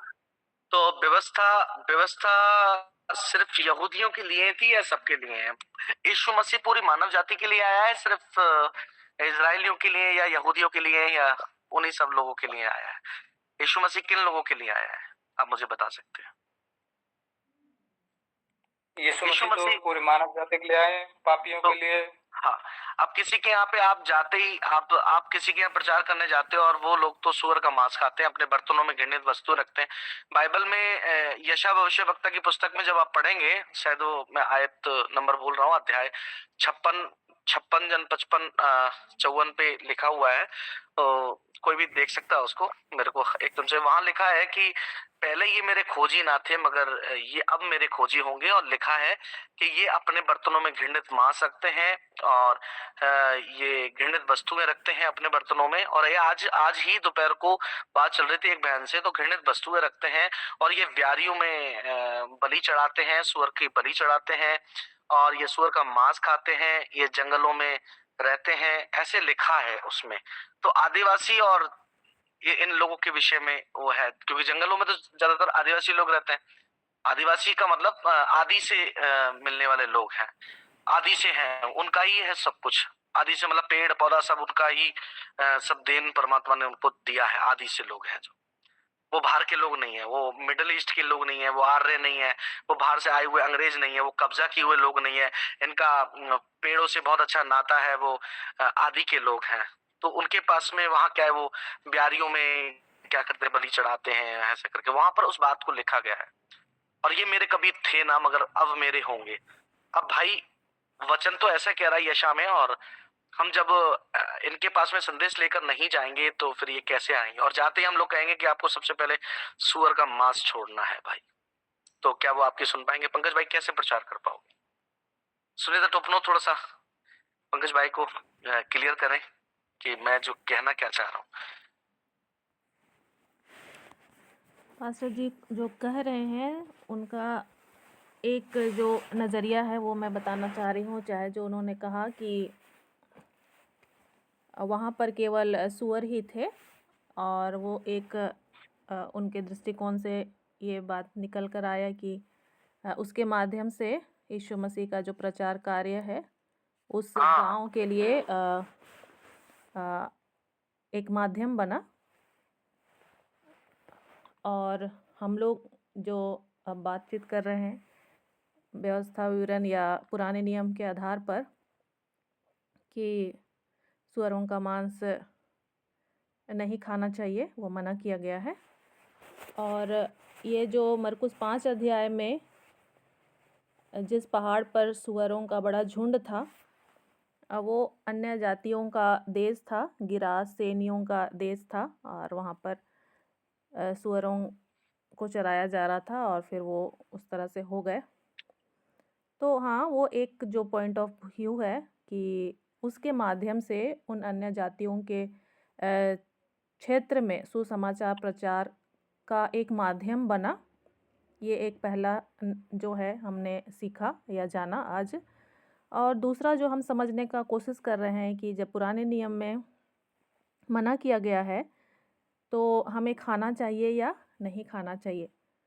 तो निश्चय ही वो जो मूसा की व्यवस्था है वो इज़राइलियों को दी गई थी और वे लोग उसका पालन करते थे और अब भी करते हैं। और जब परमेश्वर ने कहा है कि ये शुद्ध है और ये अशुद्ध है, तो उसको उनको पालन करना था। और आज हम लोग किस तरह से उसको शुद्ध या अशुद्ध देखें या समझें, तो फिर से हम थोड़ा पीछे जाएंगे। पिछले समय में परमेश्वर उन्हें शुद्ध और अशुद्ध को समझाना चाह रहे थे, इज़राइलियों को। उन्हें क्या सही है और या क्या गलत है वो बताना चाह रहे थे। उनको उनके दिल दिमाग में था नहीं कि क्या सही है और क्या गलत। वो निश्चय ही अब्राहम की संतान थे, लेकिन फिर भी अलग अलग देशों में रहते हुए वो मिक्स होते चले जा रहे थे। कभी मिस्र देश में रह रहे थे, कभी किसी के गुलामी में रह रहे थे, कभी बेबीलोन के लोगों के साथ उनका संपर्क था। तो सब घुल मिल जा रहे थे, कहाँ कैसे रहना है, क्या सही है क्या गलत है, क्योंकि दूसरे समुदाय का जो ईश्वर है वो अलग था, उनका जो मूल्य था वो अलग था। मूल्य मीन्स की वैल्यूज़ जो थे वो अलग थे। और इज़राइलियों का जो था यहोवा परमेश्वर उनका जलनशील परमेश्वर था। तो यहोवा परमेश्वर उन्हें ये सिखाना चाहते थे कि क्या शुद्ध है और क्या अशुद्ध है और कैसे आपको रहना है और परमेश्वर को स्मरण करना है उस व्यवस्था का पालन करते हुए। और उस तरह से उनको अपना जीवन जीना था, शुद्धता के साथ जीवन जीना था। और उस प्रजा के द्वारा यीशु मसीह का जन्म होना था। उस ऐसे खानदान का या ऐसे वंशज की आवश्यकता थी जिसके माध्यम से यीशु मसीह का जन्म होना था। और वो यीशु मसीह का कुर्बानी होने के बाद यहोवा परमेश्वर का जो संबंध है वो सारे मनुष्य जातियों के लिए स्थापित हो जाना था। तो समय समय के अनुसार वैसा व्यवस्था या नियम दिए गए इस पृथ्वी में, और यीशु मसीह ने उन सारी व्यवस्थाओं का पालन कर दिया। यीशु मसीह ने सारी व्यवस्थाओं का पालन कर दिया, उसे पूरा कर दिया। और यीशु मसीह ने अब हमें एक नया जो नियम है, नया नियम भी हम कह सकते हैं, साथ ही साथ उस पुराने नियम के अंदर में जो यहोवा परमेश्वर की जो वो छुपी हुई जो नियम था जिसको नहीं समझ पा रहे थे लोग, तो उसको ही यीशु मसीह ने प्रकट कर दिया। यीशु मसीह ने उसको क्या कर दिया, प्रकट कर दिया और कहा कि अब कोई खाने या ना खाने से शुद्ध अशुद्ध नहीं ठहरता है, वो अपने सोच विचार के द्वारा शुद्ध अशुद्ध होता है, सोचने विचारने के द्वारा। और उसी तरह से जब हम पतरस के विषय जब पढ़ेंगे बाइबल में, तो पतरस भी एक यहूदी व्यक्ति था और वो भी उसका पालन करता था। और उसके आधार पर वो लोगों को भी डिफ्रेंशिएट करता था कि ये लोग यहूदी लोग हैं, चाहे ये लोग गैर यहूदी लोग हैं। मतलब क्योंकि वो उसी आधार पर अपना जीवन जिया था बचपन से, तो वैसा ही उसका सोच था कि ये लोग शुद्ध हैं या ये लोग अशुद्ध हैं, उनके खाने पीने के द्वारा या उनके पहनने ओढ़ने के द्वारा। लेकिन यीशु मसीह ने उसको दर्शन देकर बताया कि अब तुम सारे चीज़ को खा लो। वहाँ पर सारे जीव जंतुओं का दर्शन उसे दिखाया, तो उसको दिखा करके यीशु मसीह उसे ये सिखाना चाह रहे थे कि अब तुमको डिफरेंशिएट। एक मिनट सुनिए। यहाँ पर एक चीज को और देखो, यहाँ पर जो दर्शन में दिखाया जा रहा है, जो चादर दिखाई जा रही है, वो दर्शन में मैं सोचता हूँ कि वहां पर घिनौने करके लिखा है, और वहां जो दिखाया जा रहा है वो उस मतलब सुअर से भी घिनौने ज्यादा दिखाए जा रहे हैं। मतलब मैं यहाँ पर इस बात को बोलना चाहूंगा, वो घिनौने दिखाए जा रहे हैं। और अब आप इसको क्लियर करें, वहां पर घिनौना दिखाया जा रहा है। हाँ, हम लोग कौन ज़्यादा घिनौना है या कम घिनौना है उसको बाद में कभी देख लेंगे। नहीं, मेरा कहने का मतलब है, नहीं वही पॉइंट होता है कि हम लोग ना सिर्फ एक चीज को देखते हैं ना, मगर वहां पर क्या लिखा है कि घिनौने कुछ चीजें, मतलब जैसे कीड़े भी, जोक्स भी, पकलियां भी, बहुत कुछ ऐसा वहां पर उस चादर में बताया गया है। घिनौना मतलब जिनको पसंद नहीं किया जाए, ऐसा करके है, मगर वो एक दर्शन है सिर्फ उसके लिए। घिनौना, हाँ हाँ, बोलिए। घिनौना शब्द नहीं है पास्टर जी। एक मिनट, हम बताएंगे आपको। उसमें है ना, अशुद्ध है, लिखा है आपको अशुद्ध शब्द, शायद घिनौना शब्द नहीं है तो उसमें अशुद्ध होगा, ऐसा कुछ हो सकता है। उसमें अशुद्ध करके लिखा है शायद। मैं पढ़ देता हूँ। और हाँ, पढ़ लीजिए। और उसने देखा कि आकाश खुल गया और एक पात्र बड़ी चादर के समान चारों कोनों से लटकता हुआ पृथ्वी की ओर उतर रहा है, जिसमें पृथ्वी के सब प्रकार के चौपाए और रेंगने वाले जंतु और आकाश के पक्षी थे। हाँ, अब यहाँ पर उसे एक ऐसा शब्द सुनाई दिया, हे पतरस उठ और मार और खा। हाँ, मार और खा, रेंगने वाले। ठीक है, तो मेरे ध्यान में ये था कि वहां पर चलो घिनौना नहीं लिखा है, बट रेंगने वाले वहां लिखा है ना। तो आप इसको समझ सकते हैं कि रेंगने वाले, बहुत कुछ रेंगने वाला चीज होती है, बहुत कुछ रेंगने वाला हो सकता है। तो मेरी नजर में वो घिनौना है। ललित भाई, आप मेरी बात को समझ पा रहे हैं, मैं जो कहना चाह रहा हूँ? रेंगने वाले बहुत सारी चीजें, तो शायद वहां नहीं लिखा है, मगर मेरे मन में ये है कि घिनौने हैं वो रेंगने वाली चीजें। बहुत कुछ रेंगता है जमीन में, है ना? सही है ना? तो क्या बोल रहे हैं? हाँ, आप भी बोल सकते हैं। जब बाइबल बताते हैं तो अध्याय और पद संख्या भी बताएं, ताकि हम लोगों को सबको पता चल सके। हाँ, कोई बात नहीं, वो अच्छा बात है, एक भाई ने पढ़ा, वो भी अच्छा बात है। तो यहाँ पर क्या है कि हम लोग यहाँ देख रहे हैं कि रेंगने वाले भी वहां पर दिखाए गए हैं, तो वो घिनौने हो गए। क्लियर है साफ साफ, यहाँ पर इसको हमें समझ सकते हैं। और जो रेंगता है, तो बहुत सारी चीजें घिनौनी होती हैं, रेंगने वाली चीजें, तो साफ साफ शब्दों में आ गया। तो वहां पर क्या कर रहे हैं, उसको दर्शन दिखाया जा रहा है, उसके सामने नहीं है, वो दर्शन में है। हाँ, बोलिए।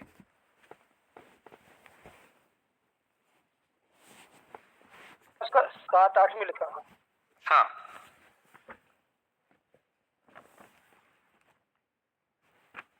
आपका माइक ठीक नहीं है, आपका थोड़ा सा स्थान को ठीक करेंगे, फिर हम लोग कल इस पे विषय पे और चर्चा कर सकते हैं। बाकी सुने तो टोपनो आप और लास्ट उसको, हाँ बोलिए। सुअर जो चिरे,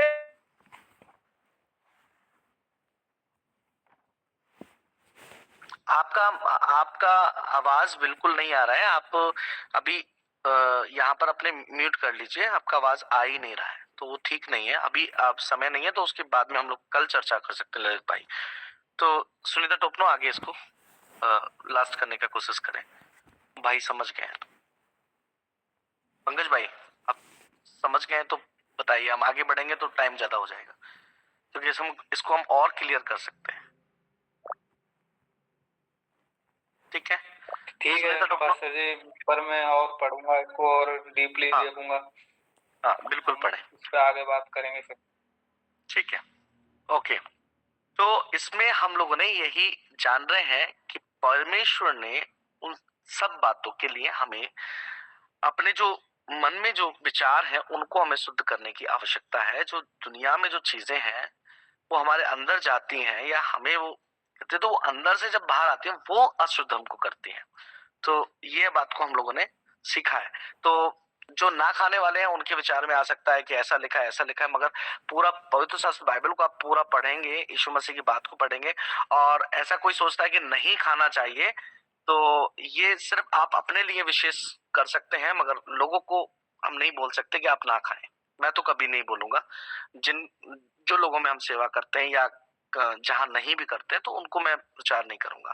तो ललित भाई, सुनीता, टोपनो, जितने भी लोग यहाँ पर, मैं किसी को ऐसा नहीं बोलूंगा कि आप उनको छोड़ दें, या आपको जब भी उन्नति मिलेगी या आपको एंटर चर्च में आपको बुलाया जाएगा या आपके साथ अच्छी वार्तालाप जब भी की जाएगी कि आप इन सब चीजों को छोड़ें। तो कभी कभी हम लोग ठोकर का कारण होते हैं, इसलिए हम इस विषय को यहाँ पर इसलिए क्लोज करना चाहते हैं कि आपके विवेक में है तो आप खाइए, पंकज भाई आपका मन में है तो उसको खाना है, नहीं तो नहीं खाना है, या उससे दूर भी रहना है, तो अच्छी बात है। मगर जो लोग खाते हैं उनसे दूर नहीं होना है, क्योंकि उनको आप संदेश कैसे सुना पाएंगे जब उनसे आप दूर ही हो जाएंगे।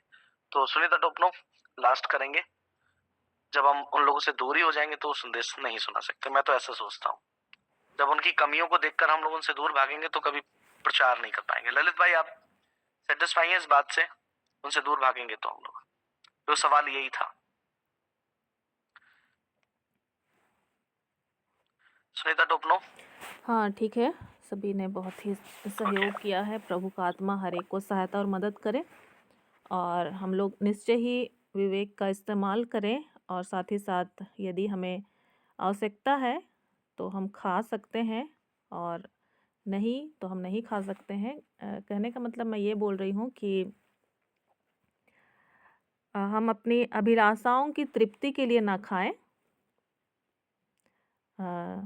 क्या बोलते हैं उसको, खाने की जो अभिलाषा है उसके लिए हम ना खाएं, लेकिन हमारे शरीर की आवश्यकता को पूरा करने के लिए हम खा सकते हैं। जैसे कि कपड़े ही हम पहनते हैं, तो कपड़े पहनने का उद्देश्य क्या होता है? हमारे शरीर को ढकने के लिए, है ना।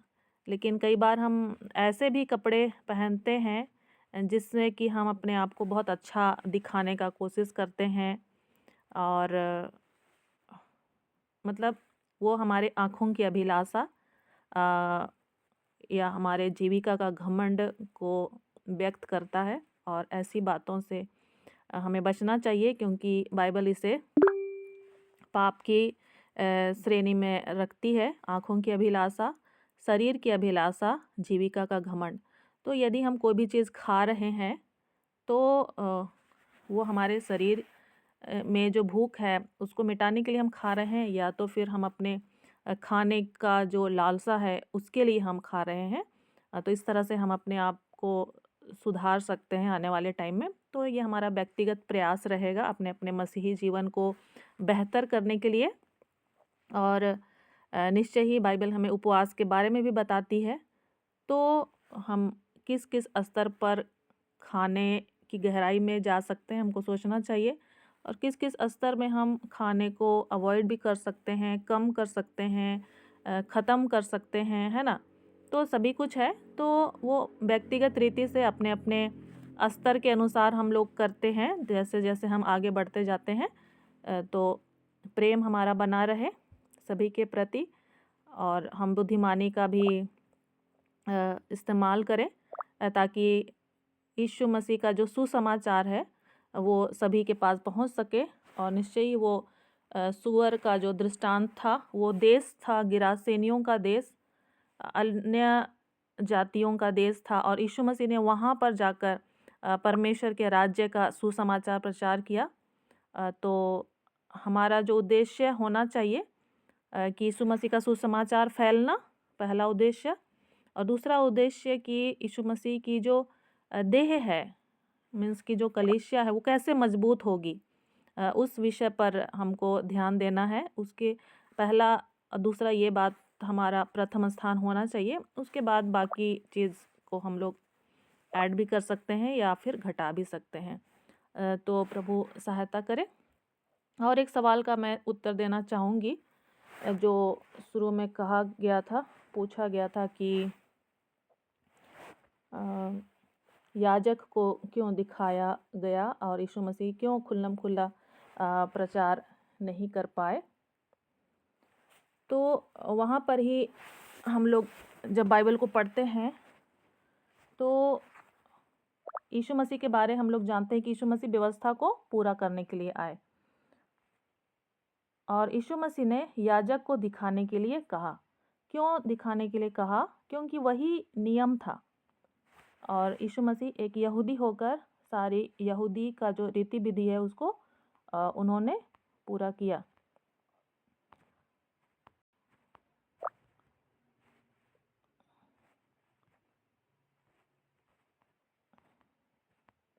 थोड़ा सा हम लोग उसको देख लेते हैं। लेबे व्यवस्था 14 अध्याय 1 से 32 में आप लोग पढ़ लीजिएगा। लेबे व्यवस्था 14 उसका 1 से 32 अध्याय के आधार पर यीशु मसीह ने उस कोढ़ी व्यक्ति को याजक के पास जाने के लिए कहा। और दूसरा जो हम लोग का सवाल था कि यीशु मसीह खुल्लम खुल्ला क्यों नहीं प्रचार कर सके, और काफ़ी अच्छे हम लोगों ने चर्चा की है। साथ ही साथ और थोड़ी सी बातों को हम लोग सुन लेंगे कि यीशु मसीह के बारे हम सोचते हैं कि वो तो बड़े सामर्थी परमेश्वर हैं, जीवित परमेश्वर हैं, उसे तो कोई नहीं रोक सकता है ना। लेकिन यीशु मसीह एक मनुष्य होकर वहाँ पर क्या कर रहे थे? कार्य कर रहे थे। और हम लोग जब पढ़ रहे हैं मरकुस को तो हम लोग देख रहे हैं कि भीड़ का बहुत ज़्यादा दबाव था, भीड़ का बहुत ज़्यादा दबाव था, जिसके कारण यीशु मसीह का जो मेन उद्देश्य था, उसका मेन जो उद्देश्य क्या था कि परमेश्वर के राज्य के बारे में बताना लोगों को, है ना। लेकिन भीड़ का दबाव क्यों आ गया था उसके ऊपर? क्योंकि उसके बाद चंगाइयाँ शुरू हो गई थी, और जब चंगाइयाँ शुरू हो जाती हैं तो लोगों का ध्यान कहाँ चला जाता है? चंगाइयों पर चला जाता है। और यीशु मसीह का जो मुख्य उद्देश्य था परमेश्वर के राज्य के विषय में बताने के लिए, मन फिराने के विषय में, तो वहाँ से वो ध्यान हट जा रहा था। तो यीशु मसीह ने वहाँ पर अपने आप को रोक लिया। ये एक हम बात बोल सकते हैं, भीड़ के दबाव के कारण भीड़ जो है गलत डायरेक्शन में जा रहा था या जाता ही है, हम लोग देखते हैं। फिर दूसरा है कि समय और जो उद्देश्य है, तो यीशु मसीह का समय अभी नहीं आया था, उसको और 3.5 साल तक पृथ्वी में सेवकाई करना था और दूसरे जगहों में भी जाना था। तो उस स्थान पर वो खुल्लम खुल्ला नहीं प्रचार उन्होंने किया, उसके बाद अपने आप को रोक लिया। और फिर तीसरा हम लोग ये देख सकते हैं कि फरीसियों और शास्त्रियों का बहुत ज़्यादा विरोध होने लगा यीशु मसीह के प्रति, फरीसियों और शास्त्रियों का, और उसके कारण भी उसको अपने आप को क्या करना पड़ा? रोकना पड़ा। और फिर हम लोग जब आगे पढ़ेंगे तो वहाँ पर भी हम देखने सकते हैं कि वो अपने ही घर में वो ज़्यादा सामर्थ के कार्य नहीं कर सका, क्योंकि अपने ही घर के लोग वैल्यू नहीं देते हैं कि, है ना, अपने गांव घर के लोग, अरे ये तो वही है। तो ये 3-4 कारण हैं जिसके कारण यीशु मसीह जो है खुल्लम खुल्ला उन्होंने प्रचार नहीं किया। उन्होंने बुद्धिमानी और समझदारी से कार्य किया, और जिस 3.5 साल के लिए उन्होंने जो समय दिया गया था परमेश्वर की, उसको उन्होंने बुद्धिमानी के साथ इस्तेमाल किया। और अगर वो उसी तरह से भीड़ के पीछे चंगाई करते रहते तो निश्चय ही वो जो शास्त्री और फरीसी हैं उसको समय से पहले ही, जैसे पहले भी बहुत सारे लोगों को क्या किया जाता था, पत्थरवा करके मार डाला जाता था। सुनीता जी टाइम हो गया है, 25 हो गई। आप मुझे लगता है आप कल कर लीजिएगा इसको। हाँ ठीक है, तो कल इसको क्लियर कर दीजिएगा। बस ठीक है? हो गया, टाइम हो गया। तो ये सब कारण है बस जिसके हो गया, कारण thank you। यीशु मसीह नहीं किए। ठीक है, थैंक यू। चलिए हम लोग अंतिम प्रार्थना करते हैं। क्या आप करना चाहेंगे पास्टर जी? हाँ आप करिए। अच्छा ठीक है, हम लोग आज सामूहिक रूप से ही अंतिम प्रार्थना करते हैं। जो भी रोगी दुखी भाई बहन हैं वो विश्वास करें कि यीशु मसीह आपको चंगा करने वाले हैं, जो समस्या में हैं उनका समाधान यीशु मसीह करने वाले हैं। आइए हम लोग प्रार्थना करें। प्रभु ने कहा है, अपनी सारी चिंता मुझ पर डाल दो क्योंकि मुझे तुम्हारा ध्यान है। हे जीवित अनुग्रहकारी परमेश्वर, हम आपको बहुत धन्यवाद देते हैं इस समय के लिए। हाँ प्रभु जी, आपने हमारे मन को अपनी ओर फेरा है, हम इसके लिए बहुत धन्यवाद देते हैं और इस पृथ्वी पर हमें रखा है। हाँ प्रभु जी, धन्यवाद देते हैं, हमारी भी सहायता कर कि आप जैसा हमारे द्वारा इस पृथ्वी में कार्य करना चाहते हैं प्रभु जी, हमें बुद्धिमानी और समझदारी की आत्मा को दीजिए प्रभु जी, ताकि हम उन अंधेरे क्षेत्रों में जाकर प्रभु जी आपके सुसमाचार को फैला सकें। हाँ प्रभु जी, और जहाँ कहीं भी आपकी कलीसिया दाग और धब्बे और झुर्री में पड़ी हुई है प्रभु जी, उसमें बदलाव आ सके और एक अच्छी और मजबूत कलीसिया बन सके। हाँ प्रभु जी, अनुग्रह कर और हमारे जीवन में जो भी पाप अपराध है हम सभी मानते हैं, हमें क्षमा कीजिए प्रभु जी। और जहाँ कहीं भी हमें आपके वचनों को समझने में दिक्कत आती है, हम आपके निकट आते हैं। निश्चय ही आपकी पवित्र आत्मा हमारी सहायक है और सारी बातों को हमें प्रभु जी बतलाता जाएगा कि हम सभी बातों को सीख सकें। पास्टर डेविड के लिए हम धन्यवाद देते हैं प्रभु जी, आप उनकी सहायता और मदद करें, उन्हें और भी अधिक प्रभु जी सीखने और सिखाने में सहायता और मदद करें। पवित्र आत्मा की सहायता उनको दी जाए और आपकी सुरक्षा को दी जाए प्रभु जी। हाँ प्रभु जी, अनुग्रह कर। हम रानी सिस्टर के लिए, पुष्पा सिस्टर के लिए और सभी भाई बहनों के लिए आपको धन्यवाद देते हैं जिन्होंने भी अपने समय को यहाँ दिया है प्रभु जी। हर एक को प्रभु जी अपनी प्रतिफल आप दीजिए। हाँ प्रभु जी, और इस रात्रि हम में से हर एक को संभालें। और हम प्रार्थना करते हैं जितने भी रोगी दुखी भाई बहन हैं, हाँ प्रभु जी, हम आप सभी को नाम ब नाम जानते हैं प्रभु जी। जो भी इस मीटिंग्स में इकट्ठे हैं, हर एक को आप चंगा करें, अनुग्रह कर प्रभु जी। और जो समस्या में पड़े हैं उनका समाधान आपके स्वर्गीय सिंहासन से होने पाए प्रभु जी। और हम प्रार्थना करते हैं इस रात्रि हम में से हर एक को सुरक्षित रख, हर एक को प्रभु जी अपने स्वर्गदूतों की सेवा दीजिए। कोई भी अशुद्ध आत्माएं किसी के जीवन और परिवार में डेरा ना डालने पाए। हाँ प्रभु जी, अनुग्रह कर और हमें से हर एक को सहायता कर कि हम अपनी बुलाहट को पहचान कर आगे बढ़ने पाएँ। और प्रभु जी, जो भी वाद विवाद की बातें हैं, हाँ प्रभु जी, अधूरी बातें हैं, उसको आने वाले दिनों में आप अपनी आत्मा के प्रकाशन के द्वारा प्रभु जी और भी अधिक स्पष्ट करें। हाँ प्रभु जी, अनुग्रह कर। और जबकि हम फिर से आने वाले मीटिंग्स में भी पाए जाएंगे यहाँ पर, तो आपकी आत्मा हमें से हर एक को सहायता करे और भी अन्य लोगों के साथ प्रभु जी हम आपके वचन के खोजी बनने सकें। सारा आदर महिमा हम आपको देते हैं और इस प्रार्थना को हम आपके पुत्र हमारे उद्धारकर्ता प्रभु यीशु मसीह के नाम से मांगते हैं, आमीन आमीन। इस समय हम लोग आशीष वचन को एक साथ बोलेंगे। Pastor David. हाँ, आप ही कीजिए, कंटिन्यू कर दीजिए। आप आशीष वचन आज ही आप ही बोलिए। आइए हम लोग आशीष वचन को एक साथ बोलेंगे। पिता परमेश्वर का प्रेम, प्रभु यीशु मसीह का अनुग्रह और पवित्र आत्मा की सहभागिता हम सबों के साथ सर्वदा बनी रहे, आमीन आमीन। प्रेज द लॉर्ड, हालेलुया, जय मसीह की। सब कोई 3 बार हालेलुया बोलेंगे।